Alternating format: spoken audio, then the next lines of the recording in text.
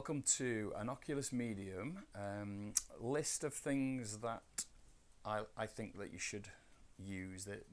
I want to call it a top 5 tips, but I'm not a massive fan of that terminology. So let's just call it 5 things that I do that you might want to try. This character is made in Oculus Medium. Obviously, it's a very simple head, and it's a great one for us to explore while we learn some of these basic tips, really.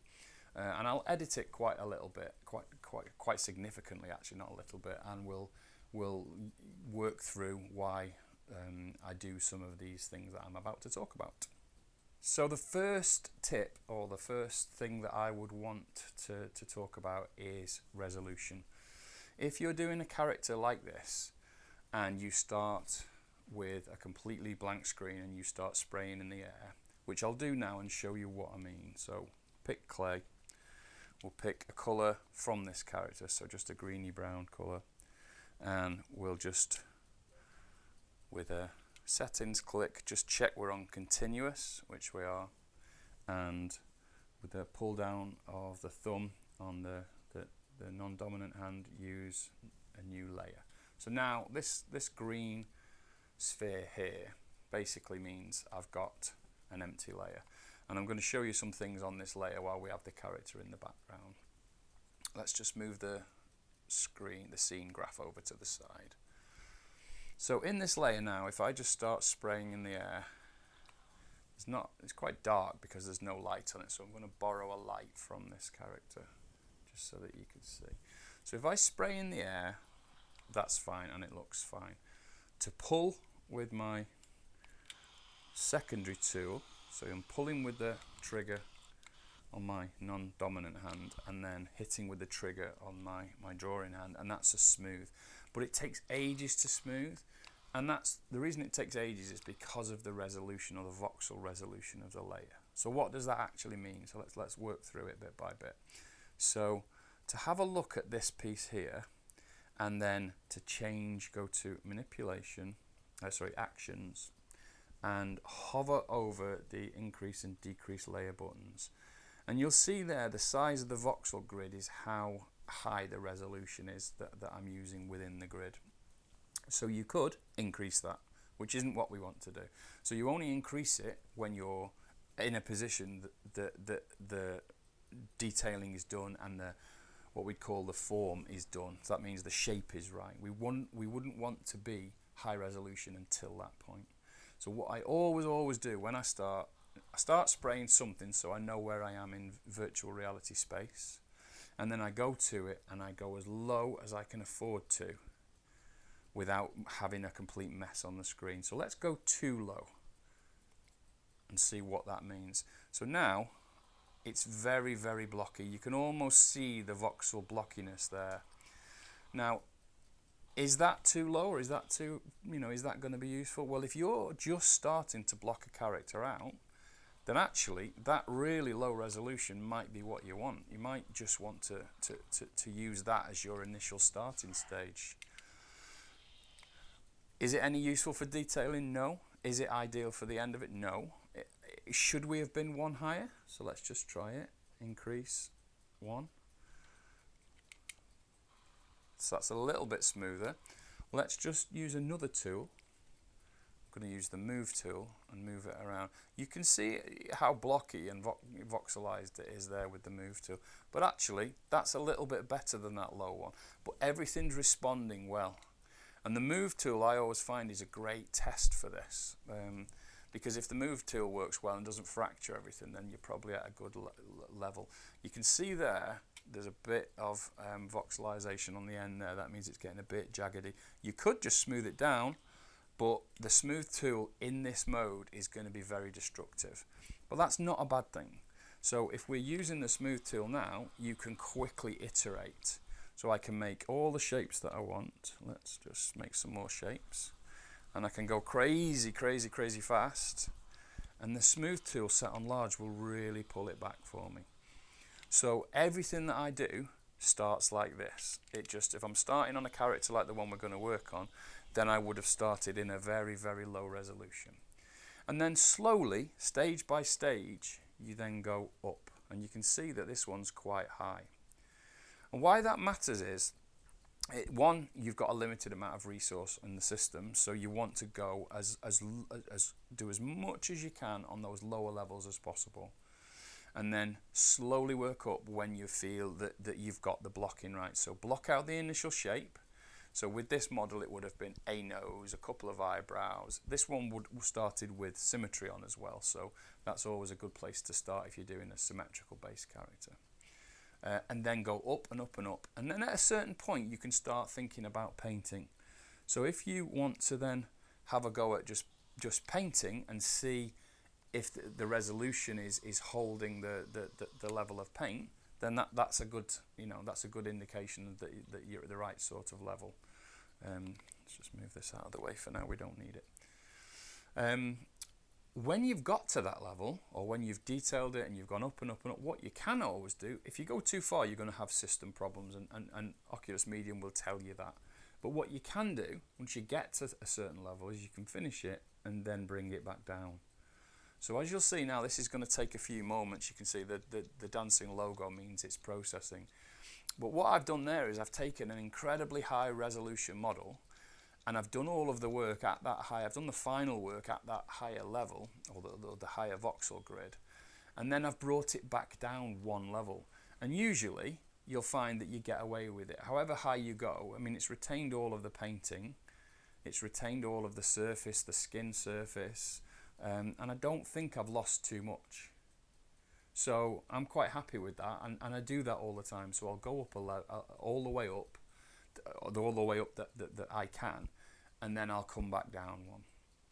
And with resolution, don't think that everything has to be the same resolution. So in a moment, one of the other tips is going to be about layers. But if you look here, I've got eyes on a layer. I'll just bring them out and show you like so. I've got teeth on a layer. And what you can do is you can set, so for example, the beard's on a layer, and we don't need high resolution there, but you might need high resolution to make it. So make it as high as you need for that particular thing. This is just a bunch of strokes, so you can see it's not even particularly detailed. But what I always do is make it and then bring it down. If I don't need the resolution, I'll bring it down. And if I've got something like an eyeball that's got a lot of painting on it, you'll find that if you look at the resolution there, that was very high res when I painted it. Let me just go into it and show you. And then I brought that back down. So I wouldn't, I mean, it doesn't look like it's too high, but it's carrying all of the painting. And you need it nice to, you need a good painting or good painting on things like the eyes, because you want to be able to carry the specular highlight, as you can see there. And that'll be another one of the tips in a minute. So that's resolution and understanding the resolution as you're working through it. So that would be number one, and probably one of the top ones for me. Okay, so tip number 2, we're going to go with layers. So when you're working in Oculus Medium, you need to be arranging your scene in a logical manner. The same with a lot of 3D programs, really. So if you keep the scene graph open here and have a look at what we've got. So we've got the head defined on a layer. So we've let's say, for example, we've worked on this, we've got it to a level that we want, even if it's just a rough out, a block out, and then you name the layer. So that's here with rename. I won't do it for obvious reasons. So and if you use a naming convention that's logical, as your scene gets bigger, you've got a much better better chance of understanding how the scene's laid out. So we've got a head, and underneath that, I'll just show one of the basic ones. So if I just use click on here, if I click on our beard, and we have a look at, so that's a separate object, the one that's highlighted at the moment. So that's the beard on its own layer. And if you have a look back at the scene graph, we've got the beard, and I've grabbed it. You can grab it and pull it wherever you want, like so. I've grabbed it and popped it underneath the head. And that means now if I go back to the head and move it around, everything is attached to it. If, for example, that beard had been outside of that hierarchy, then it wouldn't. Let's just pop it somewhere like here. So that now moves independently, as you see.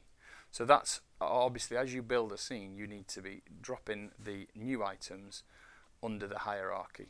And as you can see there, I've got head and then beard. And that, if you look further down, ignore the lights for a moment and look further down, I've got the teeth on a layer, and they're set to obviously to move with the head. And then I've got one eyeball, and I've got the other eyeball. And obviously I don't have to go in here to select them. That is one way to do it, but you just literally point and fire at them, and then they're selected. Whichever one you're hovering over is selected. And then an undo with a thumbstick on the support hand. So that would be how we logically lay out a scene, or certainly for a character anyway. A scene would be the same. So that if I want to move the teeth independently, that's fine. If I want to move the head, everything goes with it. So it's almost like the way we would use a hierarchy in a lot of 3D programs. So get used to using that as much as you can in your work. Now, also with the layers, you've got the ability to move things like the lights into your stack. So at the moment, as I move things around, you'll see the 4 lights I've got in the scene are moving with the model. If you move the lights round, which you will do a lot, and we'll do a whole section on lighting, they move independently because they're lower in the stack. If you move the head, the light moves with them. And if you move them outside of the stack, like so, and now you move, you can see that light stays still. Now when you're modeling, it's great to set up a lighting environment that works for you. So if you like that there, and the reason I would do that, we'll explain in the lighting tip, but the reason I would do that works for me, but then the minute I move, if it's not in the scene, like so, the light stays still.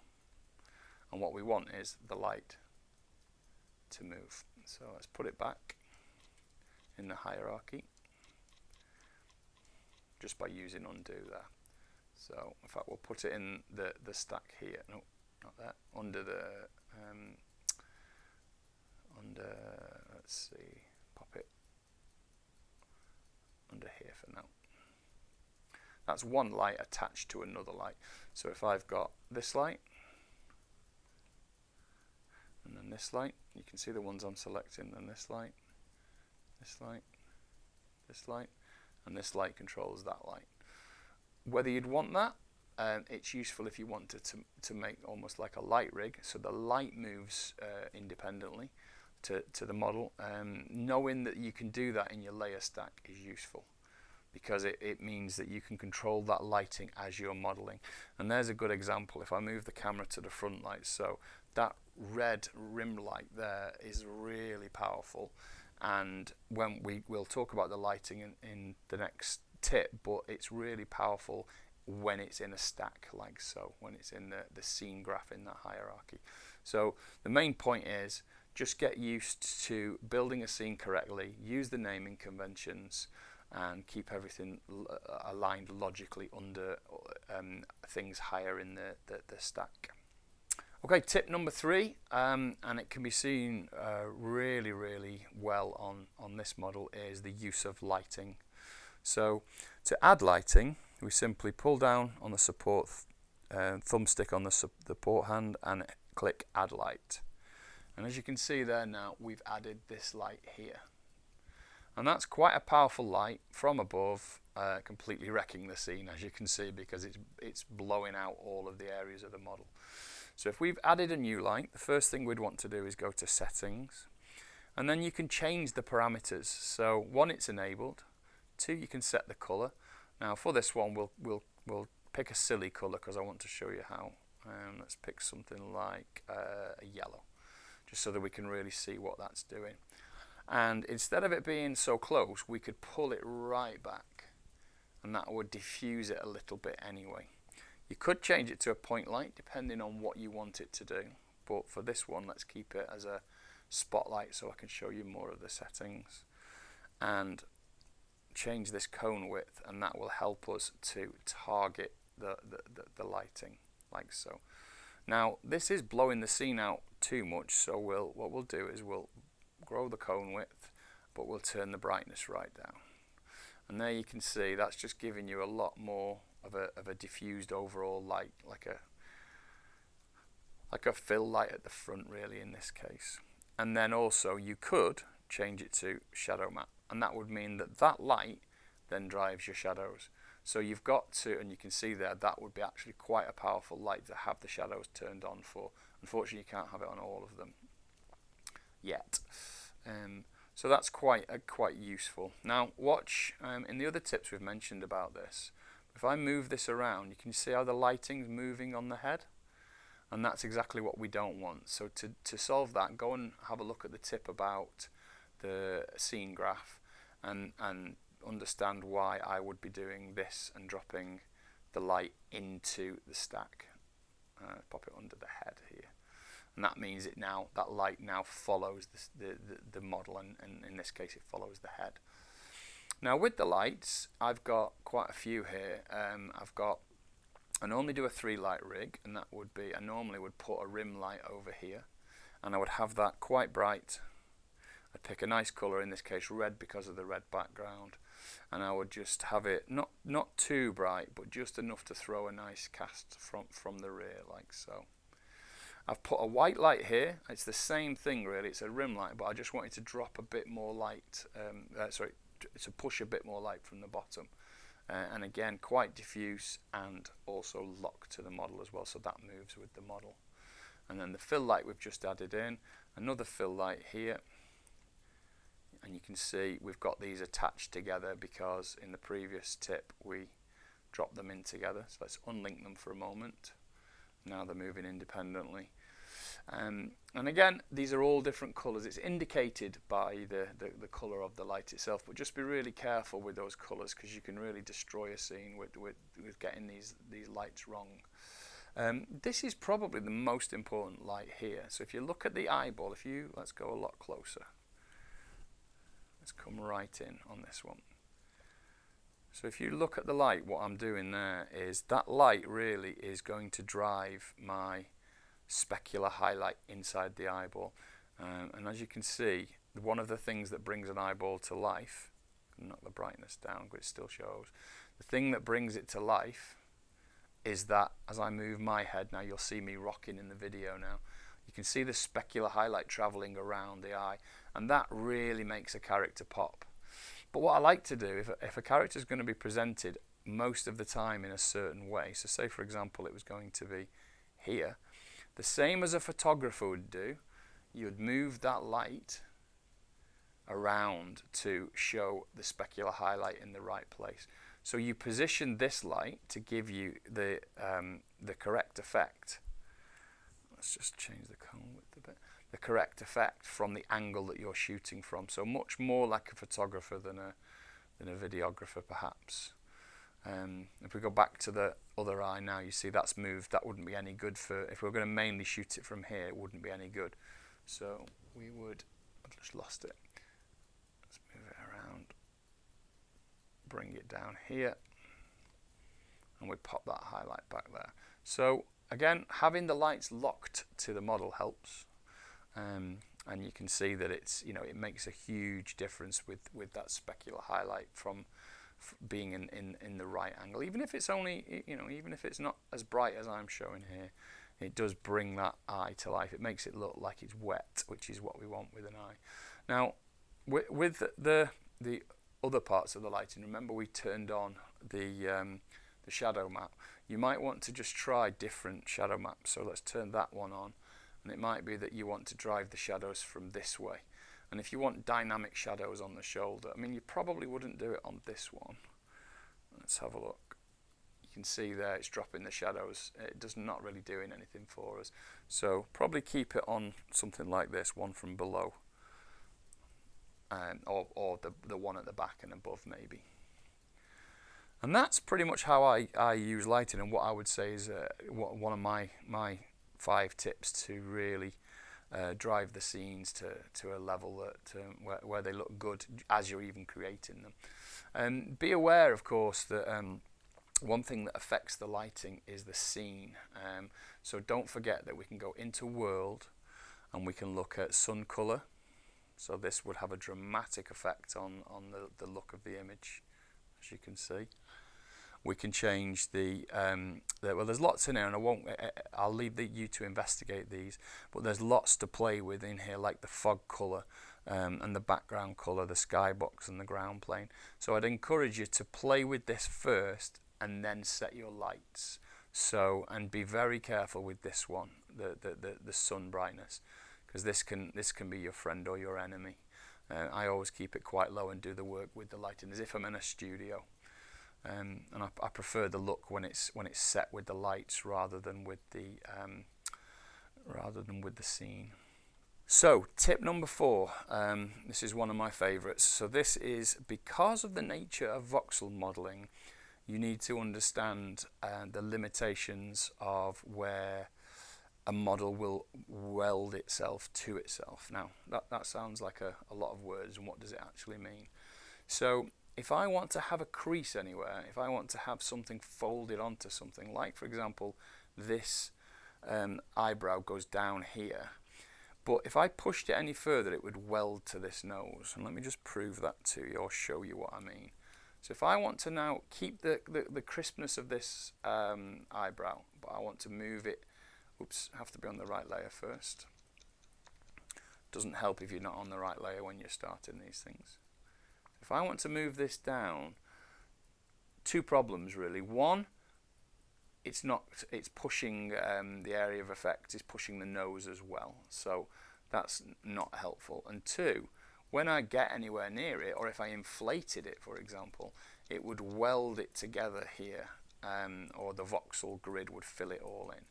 And that doesn't really help me for keeping nice creases. So what we have to do is use layers for that.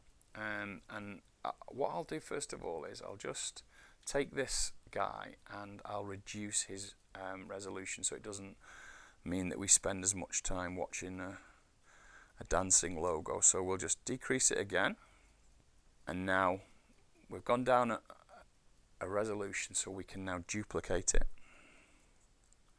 So we've now got, or we will have in 2 seconds, we'll have 2 copies of the same head in world space. So I'm going to now just use the clay tool with a large brush, and I'm just going to delete a lot of one of them. I'm just going to leave the chin area,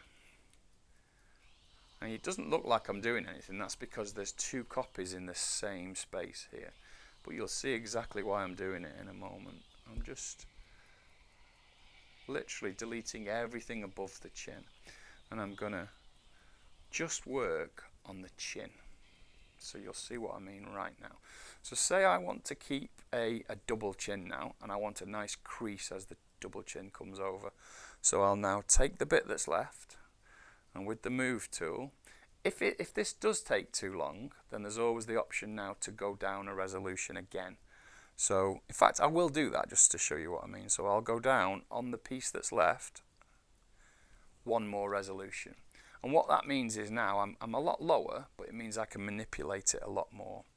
So I'm on the move tool now, and I'll very carefully just move this second chin down and just see how that happens. See, it's not taking too long to do it. You can see I'm just slowly moving things around. A little bit of a mistake here. I've left some of the other the back of it in there, but it doesn't matter because I can just move it inside. And you can see now what I'm doing is I'm making a double chin bit by bit with the move. So what I'll do is I'll make the brush a bit bigger, and I'll go a bit faster now. You can see this is a separate layer. So what's happening is it's not welding in with the other layer, the other head layer, and that's exactly what we're after. Because when you look at it from above in a moment, get a bit more of a, there we go. If you look at it from above, we've still got a nice crease line on that first chin. Now we might want to go to that chin and just accentuate it a little bit. It takes a little bit longer because that one's higher resolution. But what that's giving me, it looks like the fat of the skin is folding over and not welding in. or melding in, I suppose is the right word. And that's the effect that I want. At the end, I can probably weld it in, but what we want during this creation process is lots of really nice crisp lines within the model. That's actually I was on this part of the head there and I meant to be on the other one. So with that one, we can even do it again. So we can duplicate the chin again.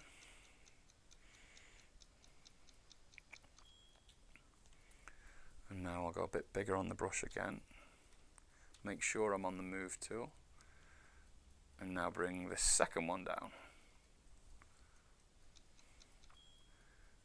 And now we've ended up with a really fat neck with lots of creases in it, and we haven't damaged that original model at all. We haven't lost the crispness around the edges.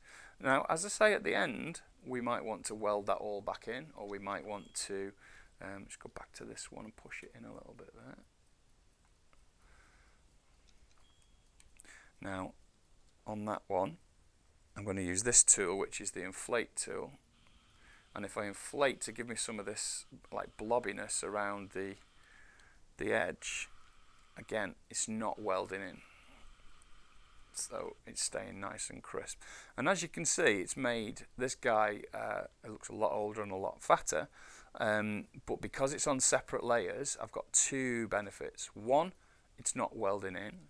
And two, I can still move that now. So if I want to pick that layer and move it around, it would be better if I had remembered to delete everything out here,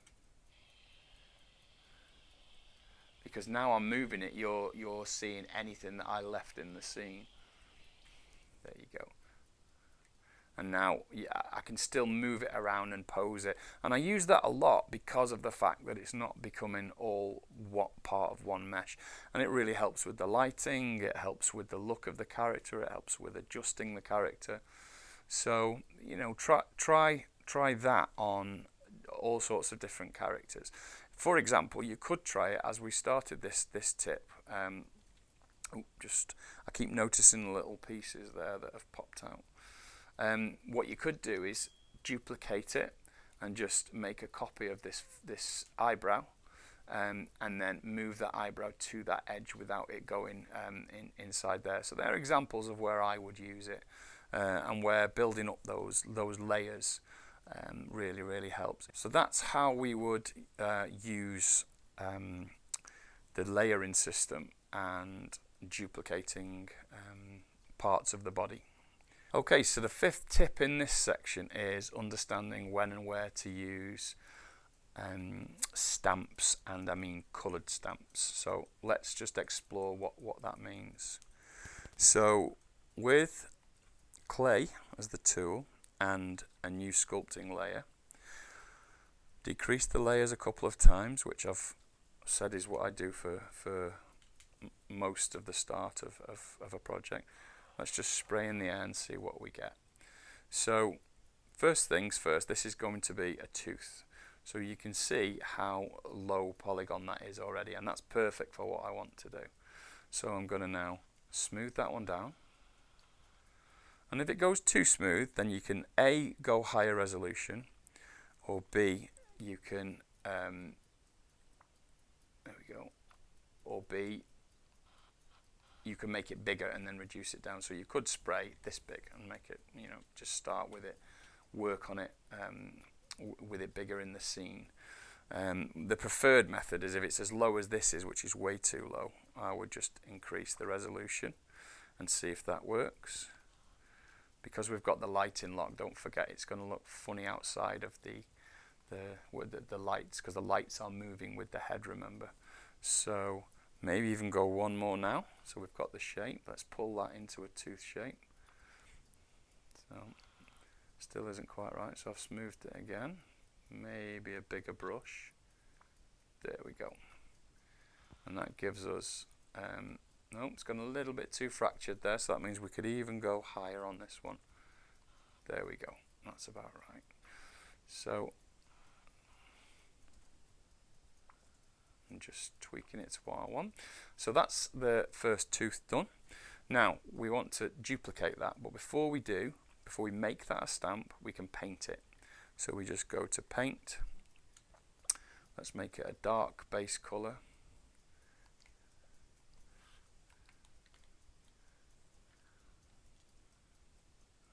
Add an error then. Can edit that a bit. So that was a bug.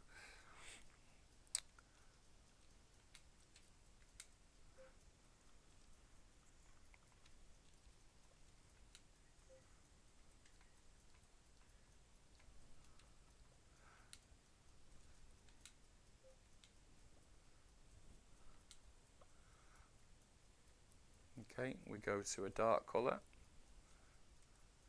and then paint that on, make the brush bigger,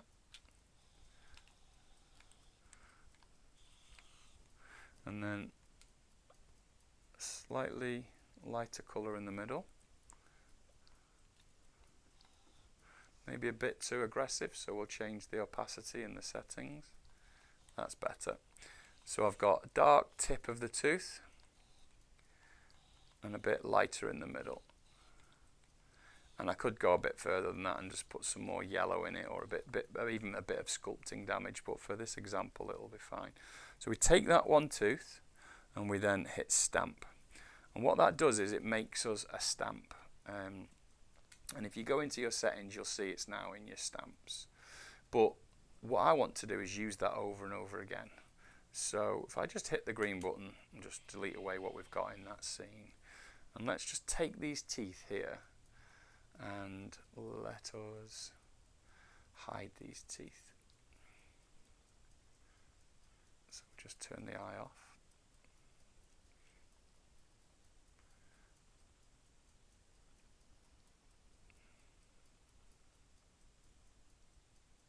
Oh, I've got multiple copies there. And you have to do a lot of edit on this one. In fact, no, we'll move the teeth out of the way for this one so that I can have a look. So in that mouth now, I want to put teeth, and I want to use painted teeth. So to use the painted teeth, on the colour, make sure you're set to white or the colour won't come out. And then before you stamp it down, make sure you're back onto single instead of continuous, and then pop it down. Now you might find that that's blocky and a little bit low resolution, so obviously at that point you would increase the resolution, but you don't need to for this one because it looks fine. If you want to do it at the top, just hold down the thumb stick on the drawing hand and twist it around like so, and there you go. I'm putting loads in now. You can even do that again to twist that around. You can even use this for the other teeth if you were being lazy, but I wouldn't suggest that. I'd suggest you make 2 or 3 teeth to make them accurate.